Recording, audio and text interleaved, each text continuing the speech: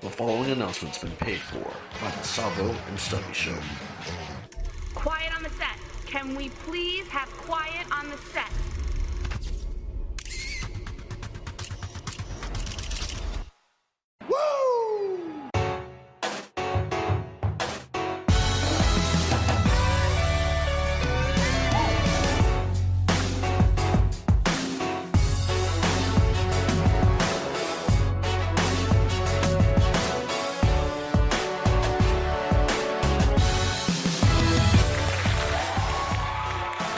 What is up, wrestling fans? It's me, it's S-T-U-B-B.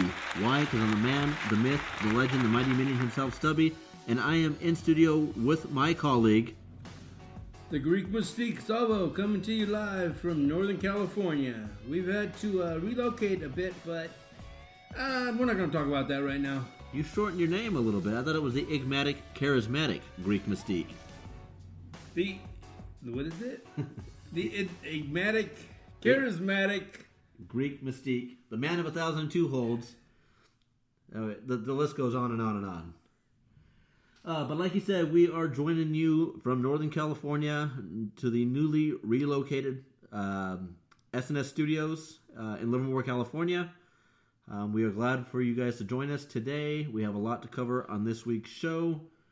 First and foremost, I want to clear up a mistake that I made on the episode 2.5. This is what happens when you do a show by yourself. You don't have someone to fact check for you. Apparently, Bobby Heenan has not passed away. I almost got away with it until I said bless his soul. So, Bobby Heenan not doing great, but he is alive. Bobby the Brain is still with us, you humanoids. Is this mine or yours? That's yours. Okay. But on the topic of deaths, we did have some notability in deaths this week. Chavo Guerrero Sr., which WWE went all out, all the expenses to give him a nice little clip. not even a vignette to Chavo Guerrero Sr. I mean, quite honestly, okay, Chavo Guerrero's dad, but I wasn't familiar with him, so I'm sure that pretty much stands for a lot of people that would be listening to the podcast, but I could be wrong. Then you had Nicole Bass, which it took Savvo to show me a picture of her to remind me who she was. I can't remember her exact role in WWE, but her face does look familiar. She reminds me. Anybody seen the movie Bachelor Party with Tom Hanks? It's one of his first movies. And there's this prostitute. There's a bachelor party. Obviously, he's getting married. There's a bachelor party, and this female, supposed to be a female prostitute, sleeps with the little weasel guy, friend of his. And then she goes to the bathroom standing up, and the guy's like freaking out. He's like, oh shit. So he jumps in the shower and starts scrubbing his balls. But anyway, Nicole Bass kind of reminds me of that person. Nicole Bass, for those that don't know what she looks like, she's like a more manly version of Chyna, which I didn't think was possible unless you were an actual man. Although I have seen men that were less masculine than her. But I don't know enough about her. So I'm not supposed to talk shit about the dead. That's true. I'm going to hell anyway. Who are you apologizing to her? Because it's not right. But we did have George the Animal Steel also pass away, which was unfortunate. When I last heard, he was transferred to hospice, but that's never a good sign. I don't think anyone ever receives a phone call from hospice. That's a good call. Right. But I think the most devastating death this week would be Jericho. Yeah, that was the best thing going on Raw. Friendship. Better than the New Day, better than the freaking Enzo and Cass. The Festival of Friendship ended up being Raw. I know, it's supposed to be a festival of friendship, not the opposite. That might have been, at least for the time being, the nail in Raw's coffin. Because Raw's ratings... I don't follow the... I forgot what the rating system is, but... Nielsen's, there you go. I haven't followed their ratings, but I'd have to guess that SmackDown is dominating Raw right now. And I remember not too far back, wanting to fast forward through SmackDown and always looking forward to Raw, but it's now the role is reversed. It's complete opposite. And for me, it has been, I watch Raw while it's airing live, whatever, and it's like you always want something to happen, and then when it doesn't, or you want it to be better, and when it's not, me personally, I feel like it's a waste of my time sometimes, especially going into that 11 hour and 20 minute mark. 11 hour? Sorry, 11 o'clock and 20 minutes. It's like, goddamn. 20 minutes after 11. It does feel like an 11-hour show sometimes. Sometimes, yeah. And then, I think a big problem with the Raw show is there's too much talking. They got the New Day coming out talking for like 10 minutes or whatever it is. Then they got Enzo and Cass who have to run down their whole...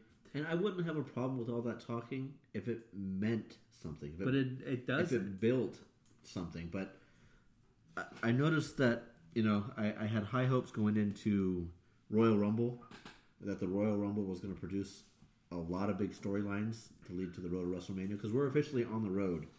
Right now it's a dirty road, like a beaten down path, with no clear direction. We're kind of like trailblazing it right now. Yeah. But they didn't really have any clear-cut builds that we could see. Yeah, they need to start building big time. And good matches, not freaking AJ against Shane. But we'll talk about that later. Yeah. And I don't know if it's just because the roster is severely depleted, but for them having more picks during the draft, it seems like their roster is smaller than SmackDown somehow. They bit off more than they can chew. I mean, okay, it is a 3-hour show, but with all their sponsorships and all that, it's like there's so many people not getting utilized. Do you think they can make it a 2-hour show successfully? I think they could, but I don't think they will. I don't see it because of the advertisement, because you can't go more than 5 minutes without a commercial break. Right. Which also, I've never understood how you can be in live action and go to a commercial break. Like, I don't remember seeing them go to, sit on the turnbuckle and wait for the... No, I did read something the other day where they're actually cued that they're going to a break, so... Like, let's say they're out on the floor and not in the ring, then they'll, take more time out there. So they dial it back? Right. I didn't know it was possible to dial it back more. Right. More from an already depleted show. And you know what? I'm going to apologize to the wetback right now for 2 reasons. One, it seems like you took big offense to what was not supposed to be an attack on Bayley. It was... she's definitely worthy of a women's championship. I think she's put the time in. I think she's a hard worker. I know a little bit of her backstory. Not enough of it. I know what you told me of it also. But I don't believe she had the caliber of wrestling or the caliber of a match to legitimately beat Charlotte. Well, in defense of that, Sasha did hit Charlotte with the thing, with the crunch. Even then, I want Bayley to have a successful title run, and to win it in that way, and to not have that presence in the ring, like, say, Charlotte. I would have rather seen her win it from someone like Sasha or someone lower on the totem pole. Right, equal caliber. Just so that it feels like across the board, she's evening the plane. But it feels like we're taking a step back by having Bayley champion. And then I don't know how far of a legitimate run they can actually give her with the belts. Because we know Charlotte doesn't lose the title at pay-per-views. And I still see Charlotte in the runnings for a rematch again. Definitely. So the chances of her retaining the belt and legitimately holding it to another pay-per-view and not losing it to Charlotte, it just feels like it cheapens Bayley's run. Right. I excuse me. I'm not familiar with Bayley. I don't watch NXT. In NXT, she nailed it.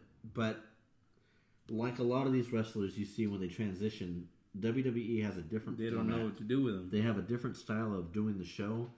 With NXT, it's a lot more developmental. They let them be their own character, and it's not to an extent where they're trying to win over the crowd as much. It's a smaller venue, smaller expectations. So that's probably why I'm like negative towards these the new talent, because I don't watch NXT. I mean, that's the way I see it. I don't understand why people are cheering for her or like Enzo and Cass so much, but obviously it's because of what they did in NXT, which I'm not a part of. So. Which is weird because I see a reverse effect. When Baron Corbin was NXT, he didn't shine to me. But when Enzo and Cass, when Bayley, when Sami Zayn, when these wrestlers that are not as...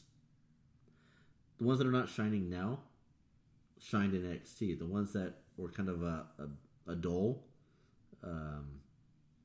like a mid-level product, are shining. Like Baron Corbin is starting to get his feet. Right, and that's the thing though. Why did they wait so long for Baron to get on his feet? I mean, he won the Andre the Giant Battle Royal. Why did it take almost a year to? A lot can be said. Same thing with Bray Wyatt. Why they take so long? Well, yeah, with him they kept making. He kept losing a lot of matches. But anyway, as far as the whole Bayley thing, like I had mentioned or had posted that was the best match I've seen of hers on Raw, on the main roster. Me personally, again, I can only speak for myself. I did see some moves that didn't go down the way they were supposed to, but I could see her like actually, if she didn't win it last week, I can see her actually like in like maybe 6 months from now. And, be taken a bit more seriously for the people that don't watch NXT. That's the other thing, though, is I actually believe she can wrestle. She just doesn't have the character build. So she can't win the crowd over the way I would like to see it won over. Right. I mean, you've got the sheep. We've got the sheep. Right. Yeah, you know who you are. That will cheer just because it's Bayley. The bright colors and the hug. Right. Did you guys notice on the beginning of Raw how Stephanie came out, which she's always like starting off the show. Anyway, she comes out to the ring and says she gave Mick Foley the night off and everybody booed. And then she goes, "But it's great to be here in Las Vegas, Nevada." And everyone's like, "Yeah!" Typical sheep. And that's how Vince wants it. Vince wants it on the entertainment level, not the wrestling level. And I guess I wasn't a big watcher or follower of wrestling in the 80s.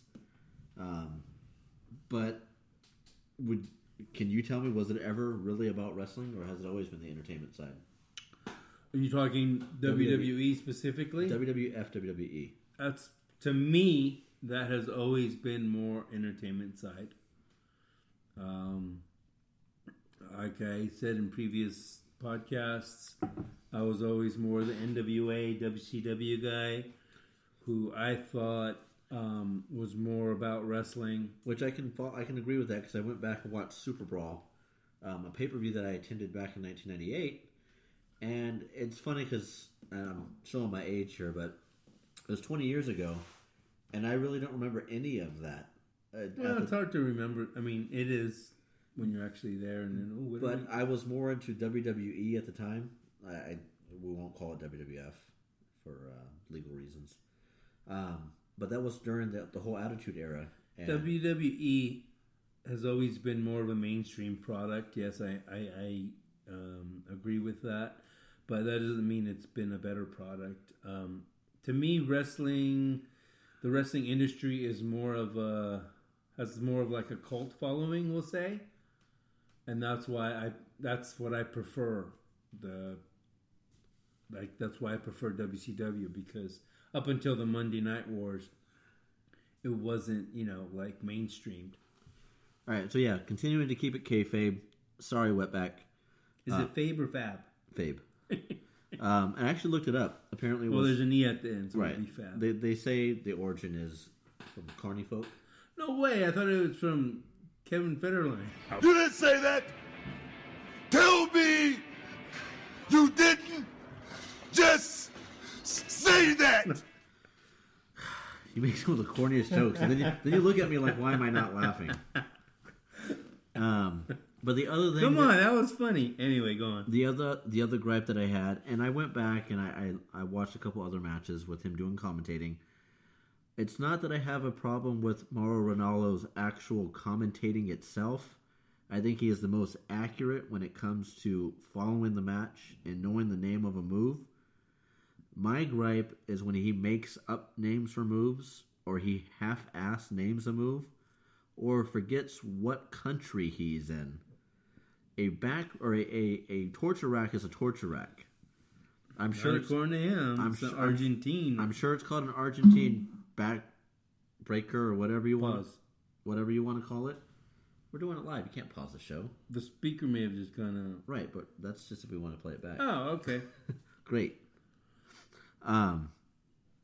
But when you're calling a match, to my knowledge, you call it based on the wrestler that's wrestling.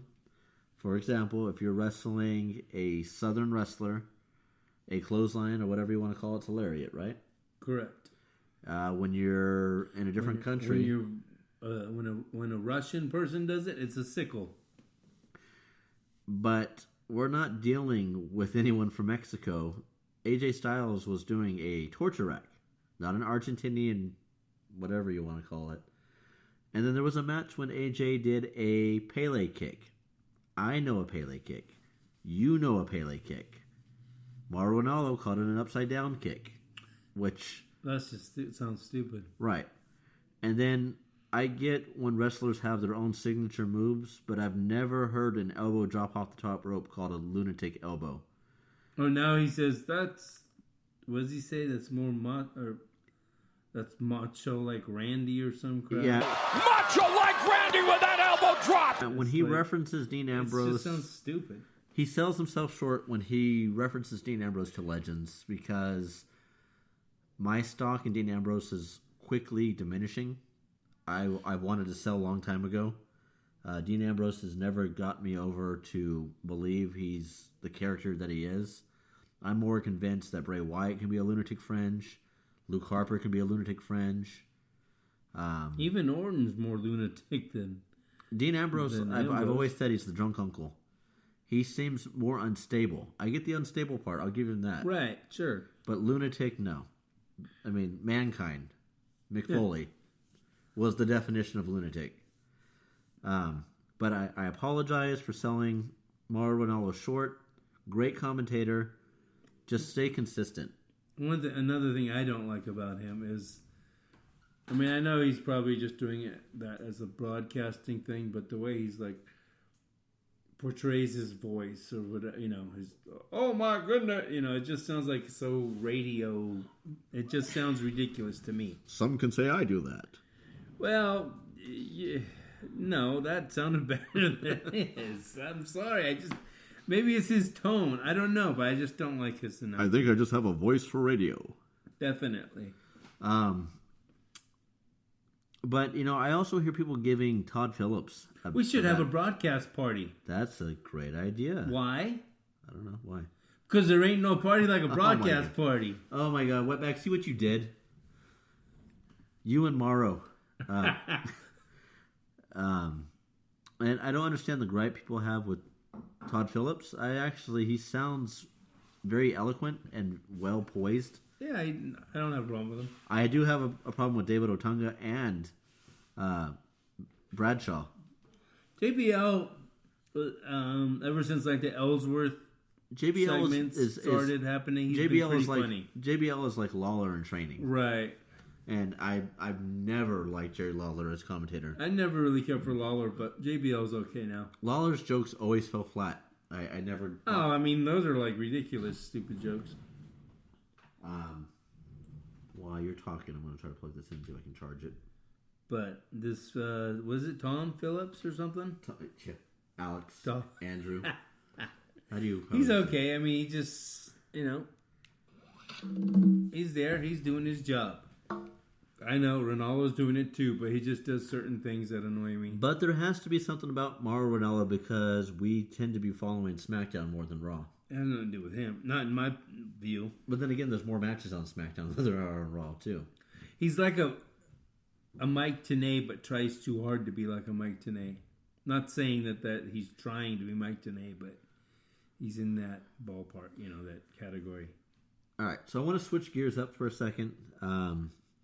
And I want to talk about a topic that I brought up on previous episodes. And I plan on getting a phone interview with the Wetback and Crack-a-Power Hour later on in this show. But I do want to touch up on this topic right now. I bounced an idea off you, I want to say it was last episode. Moi? Yeah, not episode 2.5, but episode 2. Mm-hmm. About what your take would be on WWE eliminating 1 hour of Monday Night Raw, making it a 2-hour show, just like SmackDown, and designating a show on the WWE Network just to women's wrestling. And I know a lot of people are going to say, why would you want to give women's wrestling an hour when I can't even get through 3 minutes of a match without getting to use the bathroom or get a snack? And I think because the product is so watered down that they rush the matches, there's no character build, and the character builds that they're doing now on Raw and SmackDown are just recycled ideas over and over again. I think that if you dedicated a show that is just a women's division, it allows you to build stables. But also, all the roster would be together. Right, but it allows you to build... Well, let me get there. Let you build stables like the 4 Horsewomen. I mean, you can do your own take on the Wyatts. I mean, there's...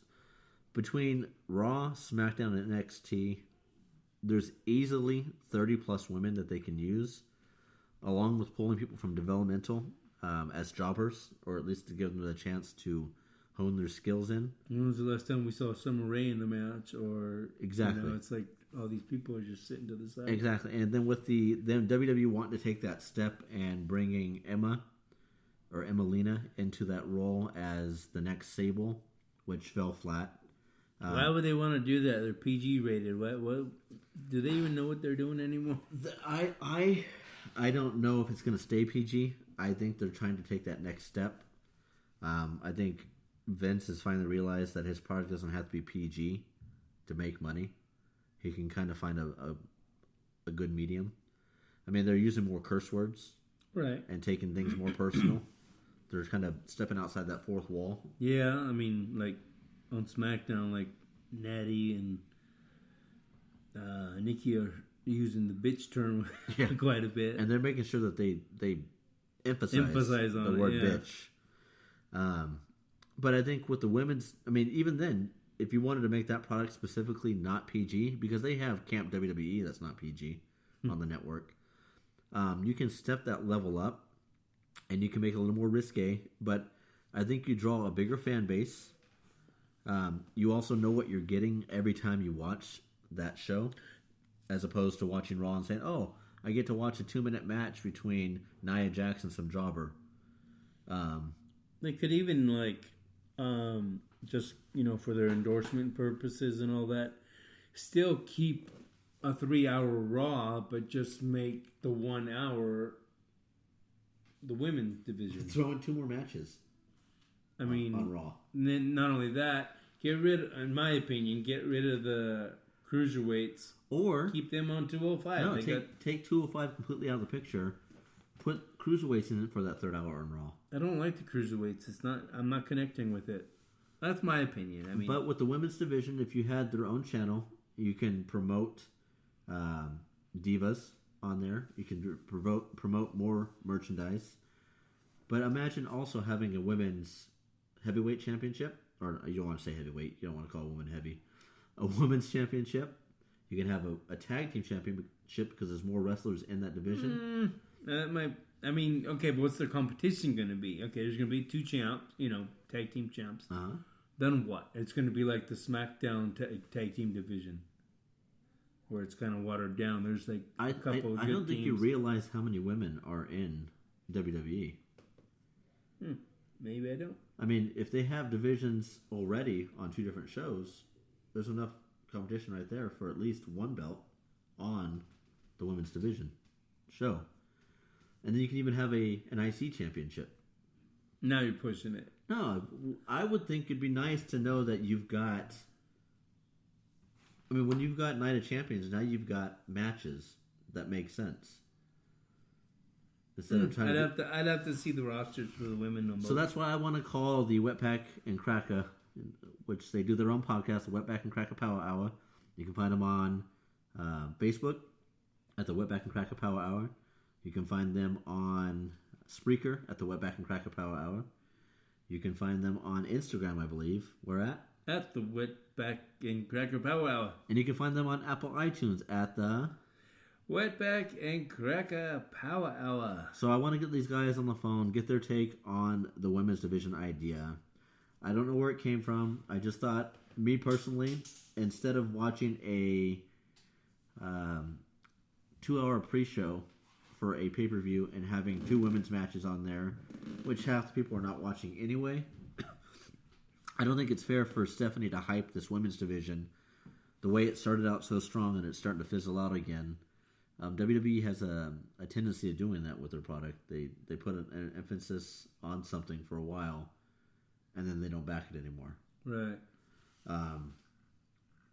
Look at Cesaro. Look at Dolph Ziggler. Look at Sheamus. These are all perfect examples of really pushing the character for a minute and then stopping.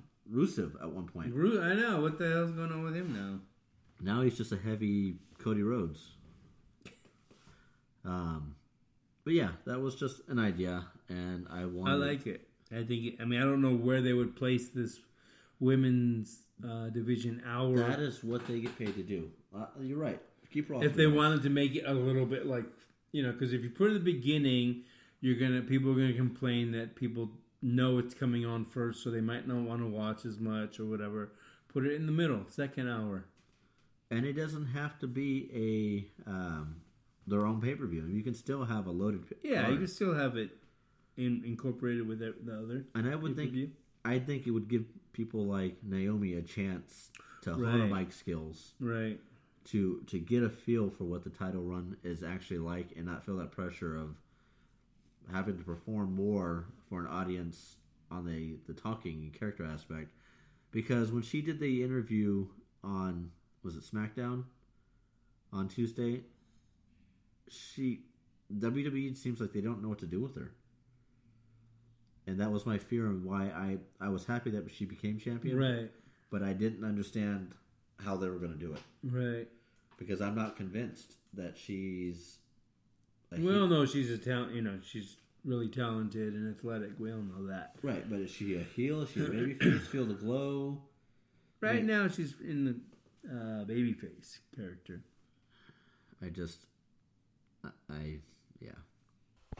A quick commercial break.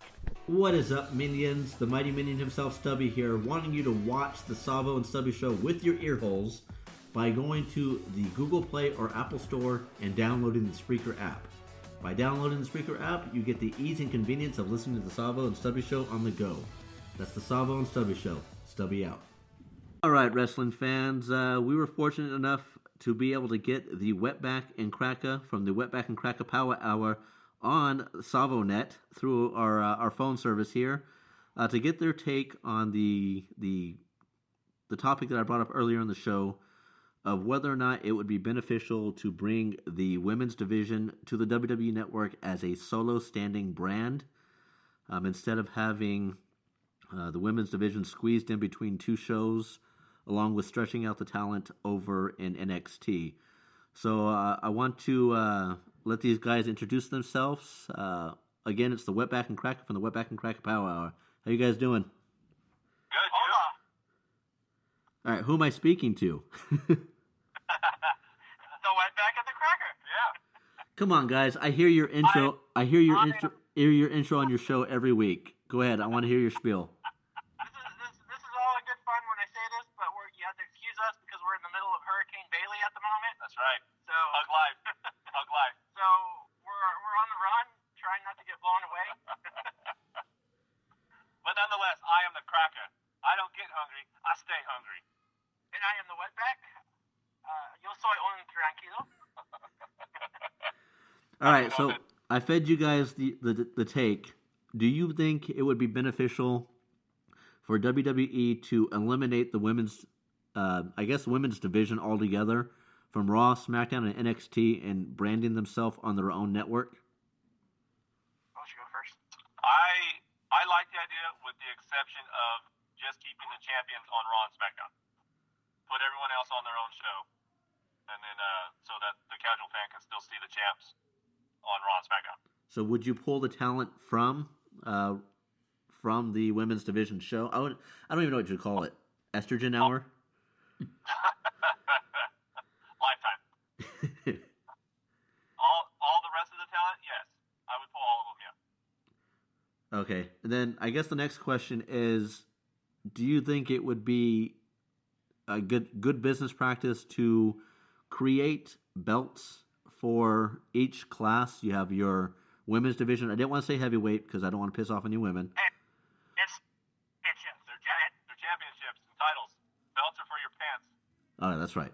So, yeah, pal. but to create a women's title, to create a intercontinental title, and to create women's tag titles, with the amount of talent they have through all three brands, do you see this being the ability to build stables and whatnot? Because I heard you guys talk about it on your show in the past. I think it would work if they went to their own separate show, yeah. Because believe it or not, I am one of your 10 listeners. Yes. I mean, we thank you for that. Is Savvo 11? Not after last week. Oh, that's right. Yeah, I'm 11. All right. And then I'll let Savvo pose a question to you guys also. Okay. Wetback, your thoughts on this? It's a great idea. There's a lot of, I don't even know how you would put it. A lot of things that would not let this happen, though. Mainly USA Network, because USA Network is the reason why a lot of this stuff is happening. USA Network is the reason. I know we're going to get to this in a minute, but the reason why Raw is at 3 hours. USA Network's the reason why this latest brand split happened. USA Network's behind a lot of what you see in WWE television and why a lot of things happen. And again, I think it's a great idea because this has worked actually in Japan. Women are seen as, I don't want to say like less superior, but they don't want to put them or mix them in with the men. So they created their own all women's promotions that still somewhat go strong today. They had their boom in like the early 90s, mid 90s, and whatnot. And you've seen some of the women come into WWE actually in WCW. So it has worked over there. It could work over here. WWE is behind it and they push it. They do it right. And they do it right. But again, there's a lot of roadblocks, again, namely USA Network and whatnot behind this. So they would really have to get behind it before any of this could even become an idea. You brought up a good point, too. With it being USA Network, you can still keep Monday Night Raw at a 3-hour mark, just add an extra 2 matches in there. But they did 205 exclusively on the network. Do you think if it was a women's division exclusively on the network, you would be interested in watching? If they did it right, yeah. Because the CWC was awesome, but 205 Live has been kind of a dud. Right. So if they did it along the lines of how they did the CWC, I would be all for it. And now, getting your guys' wrestling expertise, do you think WWE chooses not to have a mixed tag where women actually wrestle men like Lucha Underground, or is it for legality reasons? It's more for the PG reasons. Yeah. More of our society is not, with it. And I love how you brought up the PG thing. We were just talking about this in the show. Do you guys personally feel like WWE is starting to step out of that PG ranking a little bit? Because I've noticed that they are emphasizing on the word bitch whenever we're talking with Natalia and Nikki, and them wanting to bring the Emelina character to the surface, with the potential now it being Kelly to take that role. I think typical Vince McMahon fashion, they're pushing the envelope as far as they can with what they're dealing with. Yeah. PG, as much as people hate it now, or a lot of people hate it, it's not going anywhere. It's not going away anytime soon. Especially last week with the latest quarterly. I don't know how you put them, but earnings report that Vince McMahon had with the investors. This PG thing is actually working out really well for them. This brand split, PG era, is really working out for them. It's getting them the advertisers that they want, such as Mattel and things of that nature. And they're actually moving up. They're getting more press nowadays. They're on ESPN. They're getting publicity in places that they've never gotten before, with legitimate newspapers and whatnot, news sites and whatever. So this PG thing is not going away, that's for sure. And again, I think it's just Vince pushing the envelope as far as he can to see what he can get away with. And I would just say, and that's backfired on him in the past. That's why we have WWE now instead of WWF. Yeah. And again, I think it's just Vince kind of pushing to see how far he can get away with things. But the hardcore PG thing is not going away anytime soon. And I have to say, I love this interview. You guys have been nothing but great. You guys have been the best interview we've done so far. Seeing that this is the first interview, you don't have a lot to compete with. I do have another interesting point. You're talking about the PG era not going away. WWE does have some questionable content on the network that's not quite PG. With the brand potentially able to do a women's division and then pushing the envelope in that extent, because you know Vince loves his women. No. I actually have a story that I probably cannot tell on your show. We probably would have to tell it on our show about Vince McMahon loving women, but go ahead. No, Vince McMahon loves big sweaty men. And I want to pitch an idea to you guys. I pitched it to Savvo, and I don't know if I overheard it, and maybe I'm taking credit for the idea. But you know how Emelina was supposed to come and be a build. She was kind of like the role for what's her name that disappeared. All red every day, all day every day. Free? Yeah. Well, not to interrupt you real quick, but the original plan was to have her as a throwback to the likes of like Savvo and the Cat and that type of character. Right. But obviously, some reports have been out this last week is she didn't pull that off very well, which I think is good for her because she's better than that. Not that again that's bad being that type of character, but for Emma, that's not her. She deserves to be where she was before. Right, and this feeds into my network idea. What if we brought Emma back as EMMA? Make her a mixed martial arts fighter, which you can get that feed with Ronda Rousey coming in at some point, even if it's just a guest appearance. But she can push toward a hardcore title in the women's division. Actually, they have that. What was her name? Daria. In NXT. Yeah, they're going to try to push as the MMA girl. Are they? Yeah, and they're just working on her in-ring work, so... See, and that's a shame, because Emma can wrestle, and she's got a great look. Yeah. And her name spells MMA. Right. That's a smart idea. That would be good. It's a perfect feed. She better know how to wrestle. She was trained by Lance Storm. So. Right.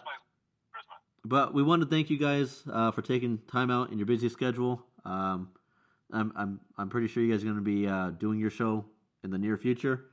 But we definitely plugged you guys, pun intended, plug. And wanted to thank you for coming on the show. And thanks, guys. Wait. I thought Savvo had a question. Quick question, yeah. So if by putting it on the network and still keeping Raw at 3 hours, is that just oversaturating the product or what? What do you think? Because now we're going to take another hour of wrestling. Well, I don't mean to cut you off, but when the brand split was going to happen last year, they were throwing around ideas. And the first hour of Raw from 8 to 9, they were throwing around the idea of making that NXT. Not from the arena or anything, it's just your normal NXT show you see every week on the network, but it would just take the first hour of Raw. And then they would cut live to Raw in the arena from 9 to 11. So that was the original plan. Not sure why they didn't go through with that. I'm sure there's a lot of reasons why, but that was the original plan, which kind of leads into like your guys' idea of like making a women's show, perhaps. Mine. First, not. His idea, but I think it should be one of the hours on Raw instead of its own thing on the network. I would like that better, but if it stayed at 3 and they did a women's show, then that women's show should be on a different day. Right. I think they're going to test the waters with that next year because they're going to have a women's tournament Yeah. They're already searching for talent, and I think that's kind of just going to be their barometer for how well something like that would do, and if there's actually a big enough audience for it. And we'll find out, I guess, when that happens, if it happens overall, because this is pro wrestling. Any idea can be cut out at any moment. So Wetback, I do have to ask you, what is a barometer used for? To measure things, Stubby. What exactly? Because you used it so eloquently, Mauro Ranallo. Hey, what's Argentine rack? What was that? Where'd the Argentine rack come from? I urge you to go back and watch one of his matches that he called for AJ Styles. When AJ did a Pele kick, he called it an upside down kick. And that's when it started for me. I have nothing against Mauro. I think he's the greatest when it comes to play-by-play. But stay consistent with your names. Upside down kick. Hey, technically, what's wrong with that? It's true. But in the WWE universe, the torture rack is the torture rack. It's not an Argentinian backbreaker rack, whatever. Everywhere around, not to play the know-it-all card here, but everywhere else it's known as the Argentine backbreaker. That's fine. And like Savvo stated earlier in the show, when you're a Southern wrestler, it's a lariat. When you're a Russian wrestler, it's a sickle. Depending. Actually, in Japan, anytime someone uses a clothesline, it's known as the lariat. Then Mauro needs to go back to Japan. Please. Because you're in the wrong country, dude. Wow, that was awfully racist. Are you on our show? Hey, and a little trivia. A little trivia. Who does the voice for the elephant on the Wonderful Pistachio commercial? Oh, I know. So let the cracker answer that one. John Cena. All right, guys. Well, Cracker, I'll let you get back to your naked chalupas. And Wetback, thank you for returning to work today. I know yesterday was a day off. And look forward to hearing from you guys soon. Power to my people. How come if I say that I get in trouble? Because you're white. Oh, all right. It's true. But If I listen to our show, for any fans that happen to listen to yours, don't listen to ours, may happen to listen to ours after this, do not listen to it around any children. No. Because there's a reason why we're called the most inappropriate wrestling podcast on the internet. Oh, wait, one more question. Where can they find you guys at? They can always find us on Facebook and listen to us through the Facebook app at The Wetback and Cracker Power Hour. They can find us on Spreaker at The Wetback and Cracker Power Hour. They can also listen to us on iTunes at The Wetback and Cracker Power Hour. Please rate and subscribe. I don't know if you guys know this. This is a little bit of a wrestling fact for you guys also. The Savvo and Stubby Show is the longest running weekly episodic wrestling podcast ran by a redneck and a Greek in podcast history. We have the competition beat by at least 3 episodes now. Nice. Yeah. So they got to step their game up. 175 more, you'll be up to Goldberg. There we go. The competition's just as good too. Just a cheap plug for us. We're going to hit our 1-year anniversary coming up, so be on the lookout for that show. Yep. Right What's it on. called? I don't think we can announce it on this show. Oh, I don't think we can say those words on this show. Is this family friendly edition? Not at all. Oh, fantastic. Well, our 1-year anniversary show. Tune in to the 1-year anniversary of Orgy of Laughter Spectacular. That's right. Otherwise known as the Anal Raspberry Continuation of Friendship show. It's not going to end like the festival friendship, is it? You have to tune in to find out. You got to tune in to find out. I will be heartbroken. You never know what's going to happen on our show. What did you guys think of the Festival of Friendship? It sucked. You didn't like it? I'm just kidding. Oh. Yeah, we talked about the obituaries this week of how I made the mistake on Bobby the Brain Heenan not passing away. Right. But we have George the Animal Steel, Nikki Bass, Chavo Sr., and Jericho. Yep. That was the most devastating passing of it all. Yep. And I'm still mourning. I love that whole segment, though. It was great. Are you guys going to have the same kind of artwork using the tools that you have there in stall? The stall there at the Blue Oyster? Because that's gonna, You can't say that. that'll be a very shitty painting, I can tell you that. This is a sticky place already. It is. Enough as it is. It is. Yeah, the next time I come on your guys' show, I want you guys to move into a stall that has one of those Bobby Roode holes in it. We're already back in that. We're already back in that. Yeah. They fixed it and the plumbing and everything, so we're all good again. Right on. Are you guys in like the handicap stall at least?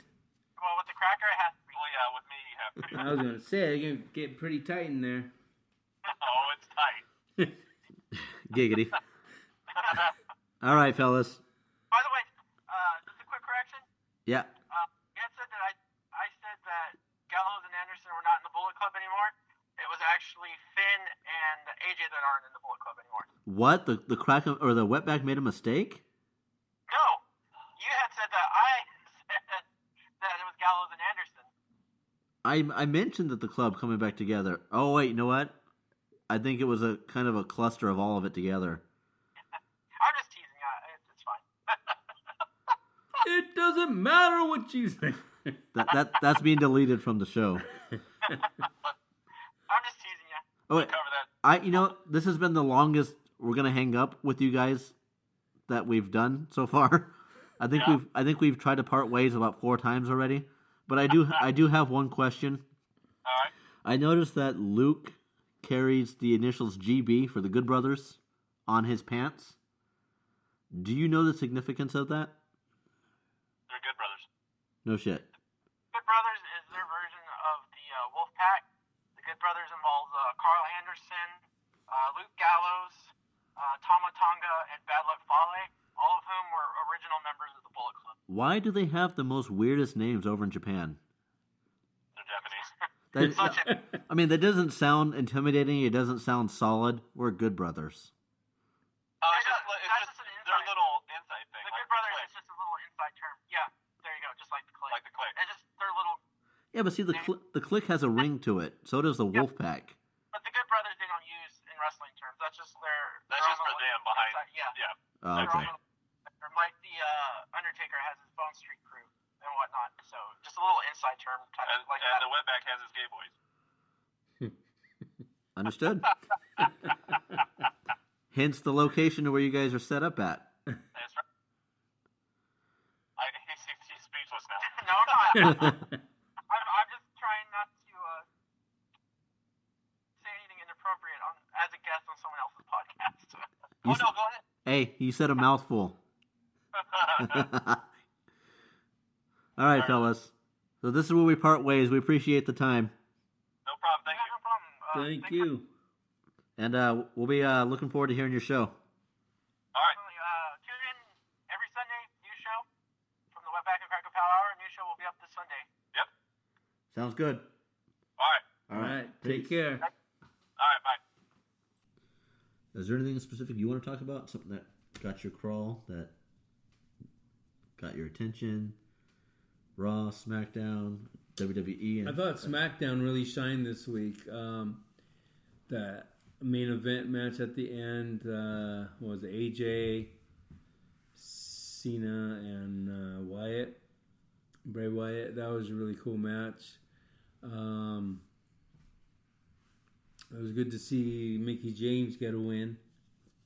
which I predicted. It's going to go back and forth, yeah. Yeah, overall, I SmackDown is the better show. Do you think it's intentional? No, I don't. I heard one of the writers from SmackDown got switched over to Raw, probably to boost their, storylines, whatever. But so far, I haven't seen any improvement. I think when you put Stephanie in the mix, Why do they always got to be like in the spotlight? It's like it's their damn fucking company. Move on, people. Get out of the spotlight and let people do their thing. it's the sheep. The sheep The sheep want Daniel Bryan. Sheep want Mick See, Foley. now, that's the thing. Now I'm starting to get tired of Daniel Bryan. And Mick Foley, to me, lately, is just, it's like, enough of him. I've been tired of Bryan for about 2 years now. I mean, it was good to see him come back. And interesting to see what they were going to do with him. But Which I'm still kind of wondering, because I hear he is in training. That's right.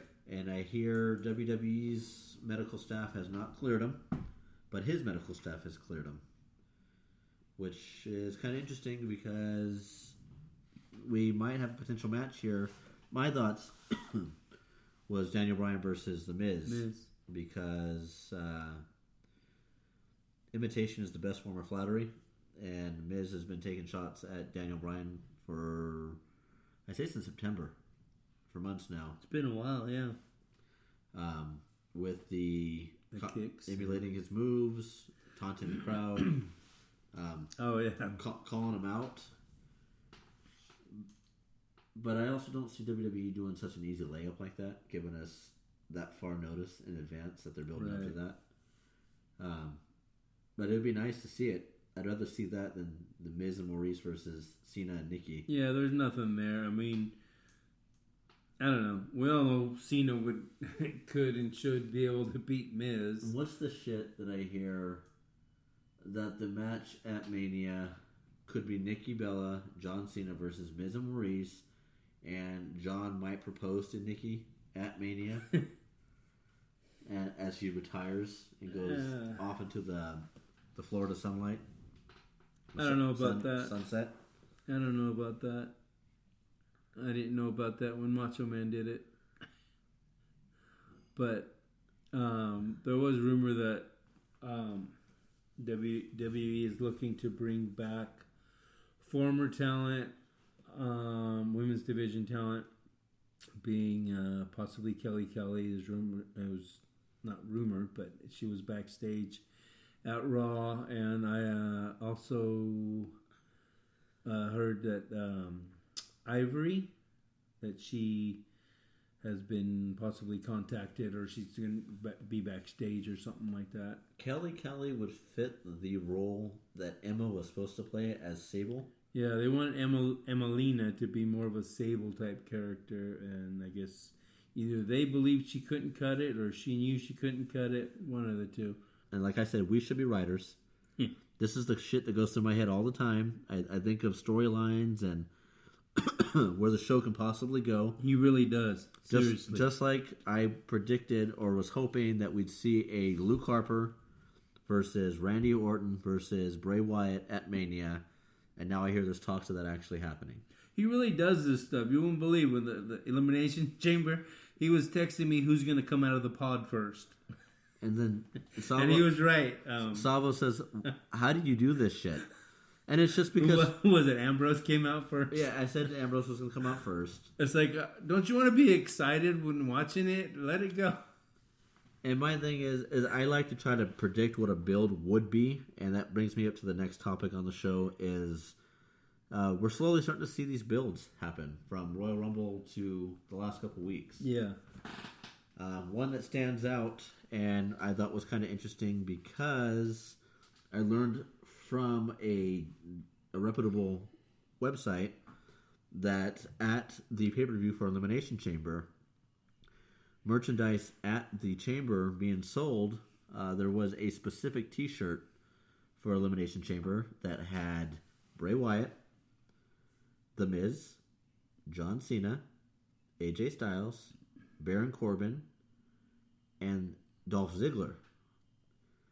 Come to find out, Dolph Ziggler was replaced last minute with Dean Ambrose because WWE did not want to have a full match where John Cena was the only babyface in the match. And that is why we got such a shitty Dolph Ziggler versus Kalisto versus... Yeah, that wasn't that great of a match at all. But I thought it was weird that WWE would continue to sell the merchandise in the arena.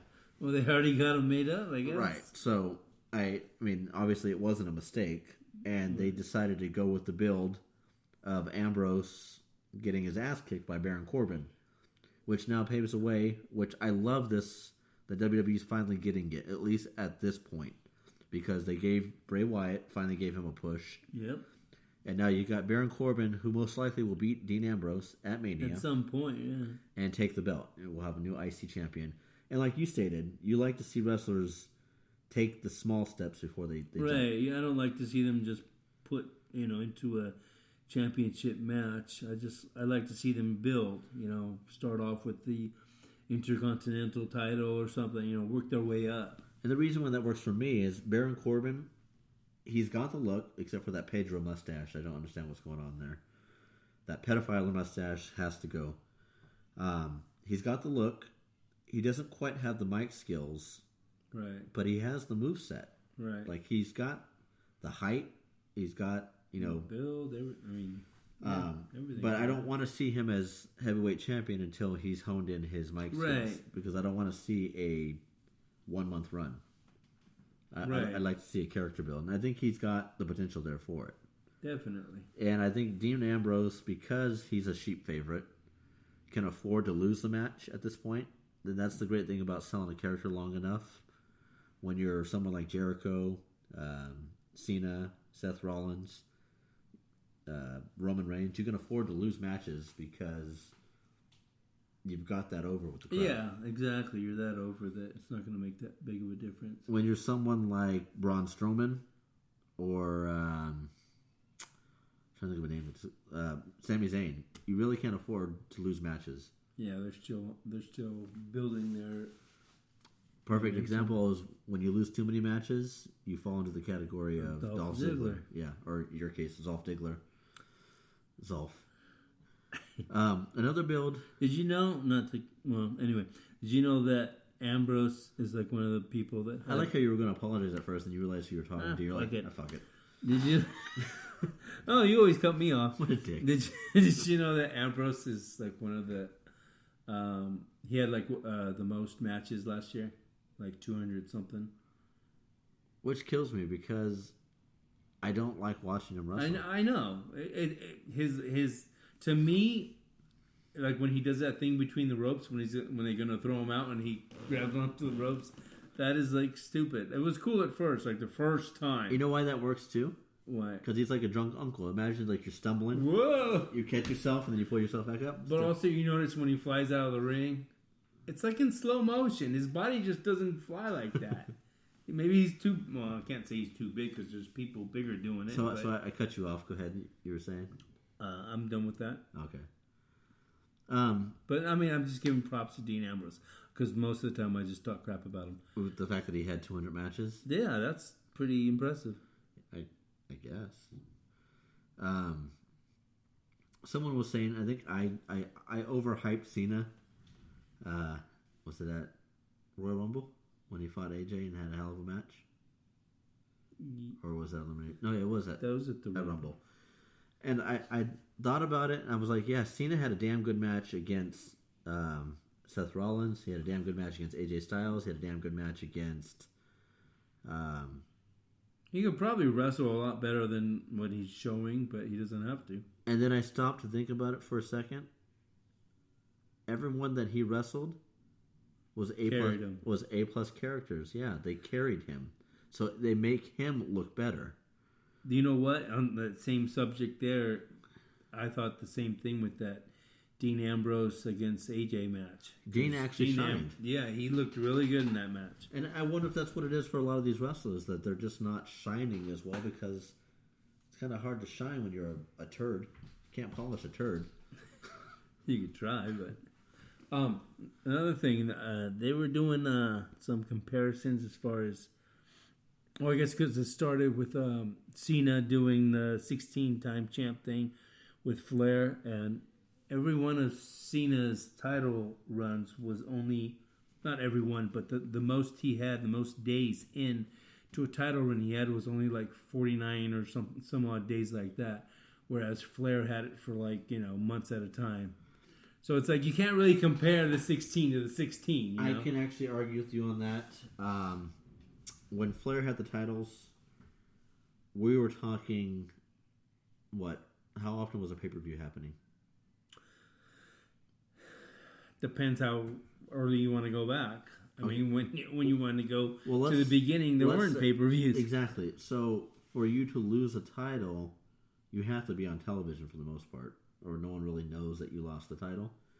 Where you look at Cena now, there's a pay-per-view seems like every 2 weeks. Yeah, but 49, 50 days, that's not even 2 months. Right, but you're defending your title pretty damn frequent. I mean, every week. On top of that, Flair was defending in other territories too. True, but Cena had the open.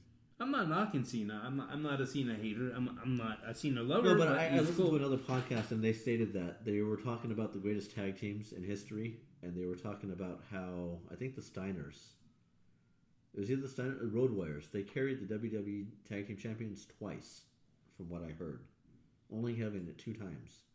Yeah, but they probably had it in NWA. That was the thing, though, is you look at it back when they were Tag Team Champions. Back when they had balls, you mean? Yeah, in NWA. And when your wrestling only had a show televised once in a blue moon. Right. Compared to your tag teams now that have the belts for, 60 days, 80 days. But they're competing on a weekly basis with those belts. Yeah. So, I mean, the top 10 tag teams, like the most titles held, I think it was the Dudleys, out of all the tag teams that were in the top 10. But the span in which they had them wasn't realistic. Yeah. And the ones that were in the top 3 only had the belts maybe 2 or 3 times. Yeah, that's the thing. Like Bruno Sammartino had it like for 2,000 days or something, but there were no pay-per-views or anything going on at the time.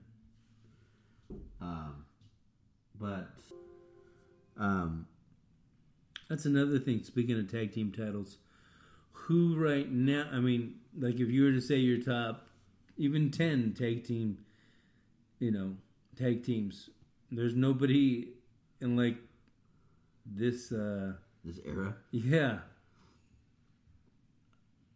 I see. I guess it would have ended with Hall and Nash if they were even considered in there, or well, let's do that. Let's or, look at or Harlem Heat, but that was going into the night, started in the 90s. Let's look at we'll call it the Attitude Monday Night Wars era of your top 10 tag teams. It doesn't have to be in any specific order, although you can say where you rank them. I like the direction that they're going with American Alphas. Yeah. It's hard to put them in a top 10 though, Right, simply because exactly. they haven't established anything. But I think they have that look and feel of the Steiner brothers. Yeah. And they have that look and feel of a solid tag team. Right. Hall and Nash was a good one. The Outsiders. Are you talking about the Outsiders? Yeah. Or are you talking about the Wolfpack? Are you talking about No, Hall and Nash.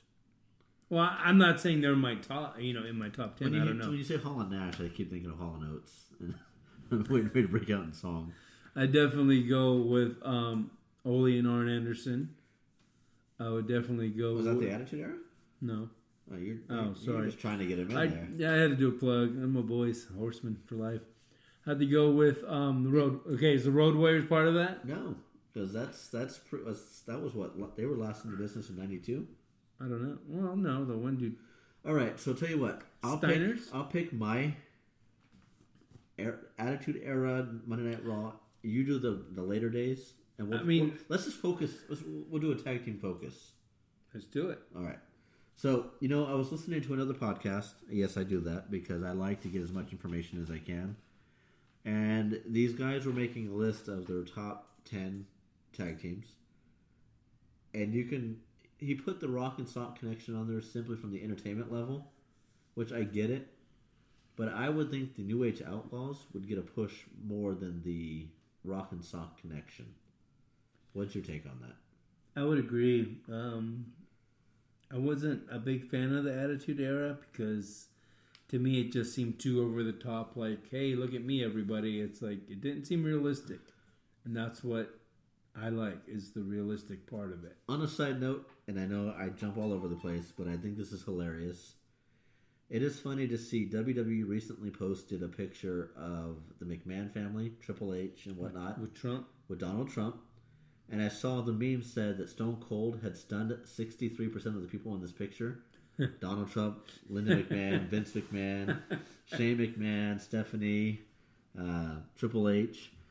But it's just funny to think, you rewind, you go back 10 years and go, hey, if I would have told you 10 years from now, the guy that told kids all over the world to suck his dick, suck it, teaching kids to suck it, would be sitting with a guy who was inducted in the WWE Hall of Fame as our president, would you say, I can see that happening?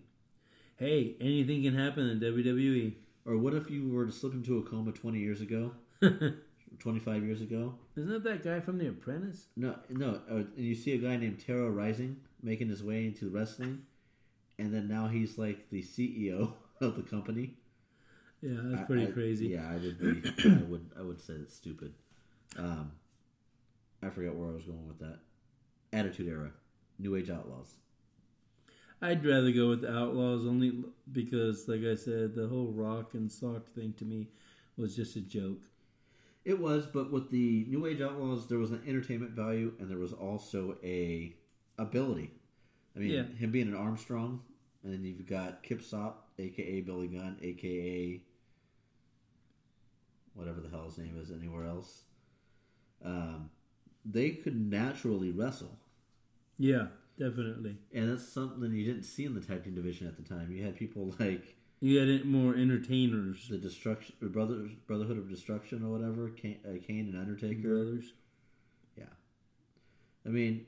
Yeah, but I wouldn't even really consider Undertaker and Kane a tag team. And I have nothing against the Dudley Boys, but I feel like they were so oversaturated in WWE over the years that I don't.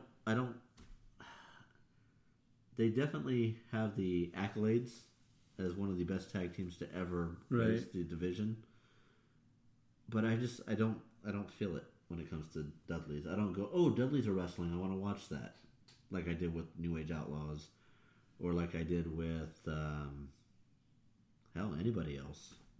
No, they were cool. They had I wasn't that big into ECW, but they seemed a little bit more. Well, they had some good bouts with like Edge and Christian and the Hardys and stuff. They were cool, but I don't know if I'd put them in my top 10 or not. I'd have to write it down and see. But right off the bat, my all-time top 10. No Attitude Era, because like I said, I need... Okay, well, let's see. Top 10. Wait, do I have to list 10 of them? That's a lot.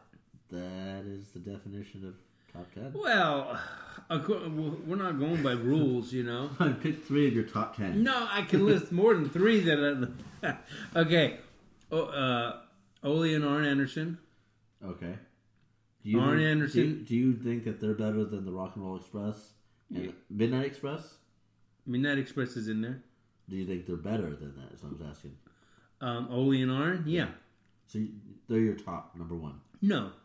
Who's your top number 1? I don't know, but I'm just listing 10. All right. The Steiner brothers.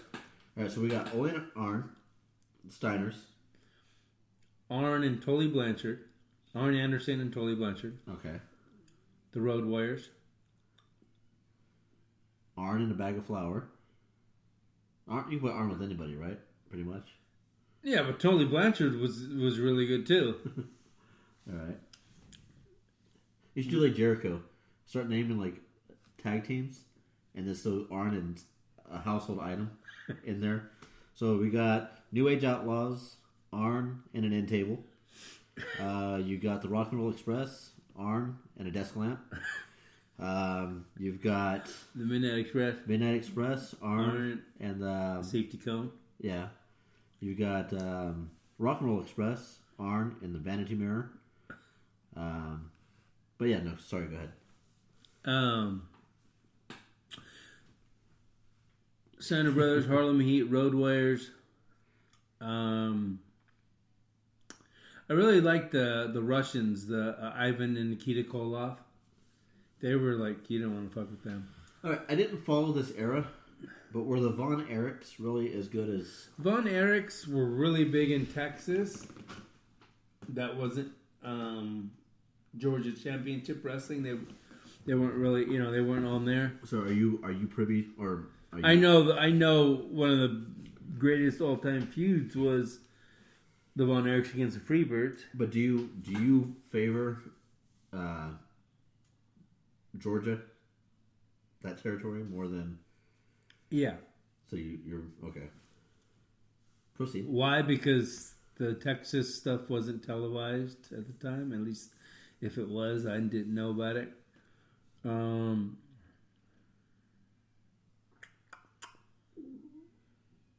Excuse me. I wonder if the mic picked that up. That was loud. That was my stomach. Yeah. The Hardys. You just put away 2 whole chickens, and now you're 1.5. See, the Hardys fallen into the same category as the Dudleys for me.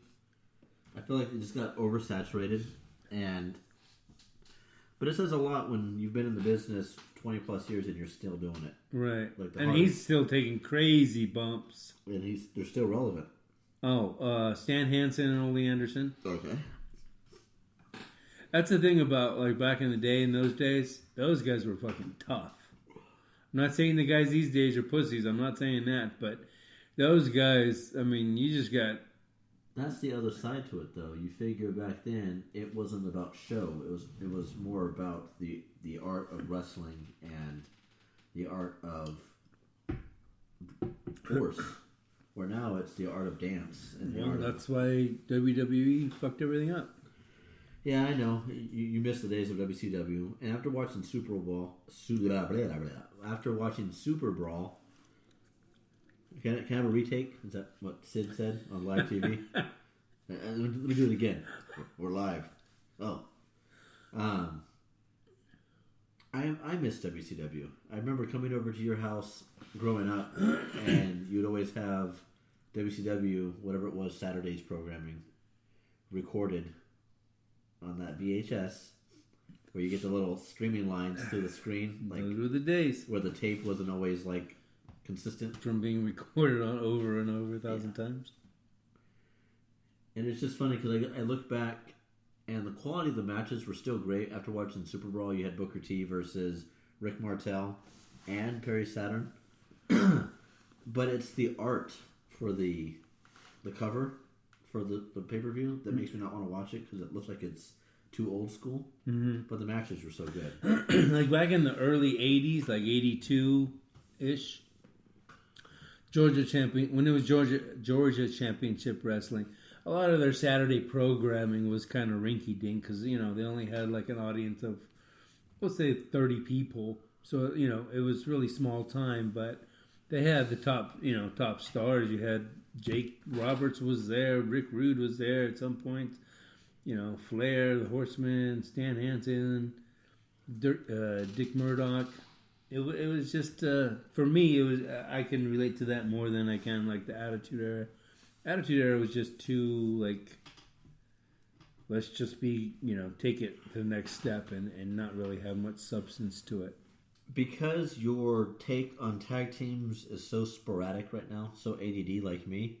I'd have to write it down and give it right. I think for an upcoming episode, we'll touch base on the top 10 tag teams. For this episode, we're hitting the end of the show almost. And there was a topic that you brought up, and I want you to take the reins on this. And because I am the correspondent for NXT, you had mentioned that you felt that you didn't believe the product coming over from NXT to Monday Night Raw or to SmackDown was worthy. And I wanted to hear what you had to say about it, and I'll give you my rebuttal and what I thought about it. A quick commercial break. Hey, Savvo Maniacs. Savvo here. Did you know that you can listen to the Savvo and Stubby show through the Spreaker app by going to Google Play or the Apple Store, download the app, and boom, we're in your ear holes. Well, get on it. Let's do it. Download it. You won't regret it. Out. Okay, keep in mind, I don't watch NXT. Which you should, because it falls in the line. I watched the pay-per-view Royal Rumble weekend that you decided to not watch. And I was doing And the I Wet wa- Back and Crack a Power Hour I'm show. just kidding. Well, here's the thing. Pay-per-views, I want you to steer away from until you watch the show. Because the pay-per-view itself... I wouldn't know where to begin. Right, but the pay-per-view itself is... And you can't see me doing the finger quotes. And I don't know why I'm looking at the microphone like it can see me. The pay-per-view is technically a WWE product. The whole thing is, but it's more showmanship on the WWE pay-per-views because they're reaching a bigger audience. Where NXT is kind of like your Dependency. your true fan is where I see people watching NXT, not your first-time watchers. And I think you would like NXT because it's not so story-driven like you'd find in Raw and SmackDown where they got these 30-minute promos. The show's only an hour long, so they get right to the point. Plus, it's got your boy Austin Aries on there. He's back, I hear. Which he should be Coming returning. back soon. He's been cleared for medical. You've got Bobby Roode. You don't have Samoa Joe anymore, but you got Eric Young. I'm sure there's a couple other names that are former TNA. But you had a gripe about it, and I want to silence it. Okay, my thing was not watching NXT, but seeing the NXT stars come to the main roster. Quite honestly, I haven't seen one really that shines or has really shined that, almost making it not worthy of them being there. Enzo and Cass, I don't know. Okay, Cass is a big dude, sure, but he hasn't shown me anything really. I'm not saying he doesn't have it. I'm saying from what I've seen on Raw, he hasn't shown me anything. And this falls under whoever's in control of talent relations. I know Triple H is the talent relations guy for NXT, but I don't know who the what's it called when you get that transition. I don't know who the transition manager is, but the storyline changes when you go from NXT, which is a developmental format, to Raw, which is a soap opera story-driven format. So some characters are just not quite there. I don't know if it's nerves. But I don't know if it's writing. But would you agree with what I'm saying about on Raw? On Raw and SmackDown, they have not shined. Okay. And I blame that on writing because when you reference the names that are in question, when you look back at their NXT days, they stood out. Bayley was a big name. Charlotte, obviously. Sasha. You had Nia Jax is pretty much the same character across the board. She hasn't changed. And I don't know there's much you can do with Nia because of her size. But you look at... The only one that actually maybe delivered more than anybody... Finn Balor? Is... But he got injured. Well, female-wise is Carmella. Which her character didn't change either. But when you look at Big Cass and Enzo... Would you agree to say that on Raw, it's nothing special, right, with them? It but yet they still get the pop, the sheep, everything. It isn't, but at the same time it is, because you look at the old mic skills of the people that came out on a weekly basis. You had New Day, which still for the most part, or I guess, no, they fall in the same category as Enzo and Cass. New Age Outlaws, DX, they all had a spiel that they repeated every time they came out. Right, The Rock. Where Enzo and Cass and New Day come up with something new on a weekly basis. And that takes serious character development to be able to, on the fly, deliver something that's going to be entertaining. And it doesn't always... The whole segment's not entertaining, but there's always something in there that's a gem. Yeah, I guess. I don't know. I just know when New Day come out, it just gets annoying. Yeah, you know how hard it is for me to say it's me, it's STUBB? Why? Because I'm the man, the myth, the legend, the mighty meaning himself, Stubby. How hard is it? Very hard. And it's just to come up with something original every single time after you get past your spiel is not easy. If I had to come up with a nickname for you every episode, I wouldn't be able to do it on the fly. I'd have to pre-write my lines for that. Other than that, was there anything else about that you didn't... I mean, you can really jump in at any point with NXT because it's only an hour-long program and get caught up to speed with what's going on. As far as NXT, the whole glorious thing with Rude, I'm not digging that. I think it's... I'm curious to know if that was from his creative angle or if that was a WWE angle. I wish they would have kept him more. I mean, he is still somewhat the same, but glorious for him just doesn't sound... I mean, if you watched TNA, watched him in TNA, then for me it doesn't fit. But he's a great talent. And I want to go back to episode 2 when I was naming off the tag teams in NXT. I left one out as I couldn't think of their name. It was the Revival. The Revival is a team that I think you would like because it brings you back to the days, at least the look and feel of Arn and Ole. It's just, they've got that tough, no bullshit, almost redneck type feel to them. Guys got the old fashioned like handlebar beard / mustache, almost like the dog-faced gremlin. There's just something about them. It's got that beer money feel to it. Yeah. But there's another one of the tag teams. there you go. You even know who they are? Beer money? Yeah. Anthem Wrestling? Impact? I can't Who say. are they? Not what company? Oh, it's Bobby Roode and James Storm. There you go. Okay. I did my homework. All right. All right, so one last thing before we end the show. It was a cross topic that came to mind, and I wanted to bounce it off of you.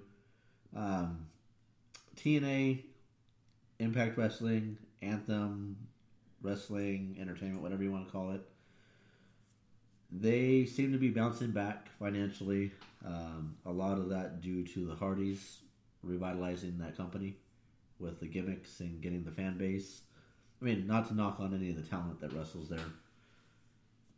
Could you see a company like WWE coming in, which WWE already is, I don't know if they've officially did it or is looking to buy their content for the network, but to come in and buy the company and allow TNA to run its own, but under the WWE brand, where all their merchandising and television rights come through WWE, would you think that they could thrive a little bit better? Or do you think they're better off having no association? Well, if they were on the network, they could get more exposure. So, it'd be like, oh, wow, this isn't as bad as I thought it was. This is actually pretty cool. Holy shit, do you see that? Because their X division was some crazy stuff going on in there. But unless Vince has a hand in it, I couldn't see him doing that.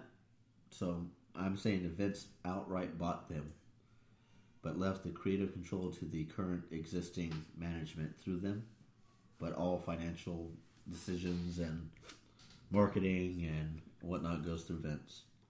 It could probably work. But the whole thing is, would he do that, or would he just want to shut them down? And I wish he would have never shut down WCW. I wish they just kept Shane in charge of WCW. And left like they made it like it was supposed to be or whatever, or gonna be. You think it'd be too big of a project for the company? I think if they would have went that route, Vince would not have the whereabouts to create the network and to put them on the map the way they are now. I think if you focus that energy on leaving WCW intact, they'd have to be doing 2 different shows, planning 2 different... that's Vince's show, that's Shane's show. Right, but it would still be under the same shell corporate or whatever you call it, corporation.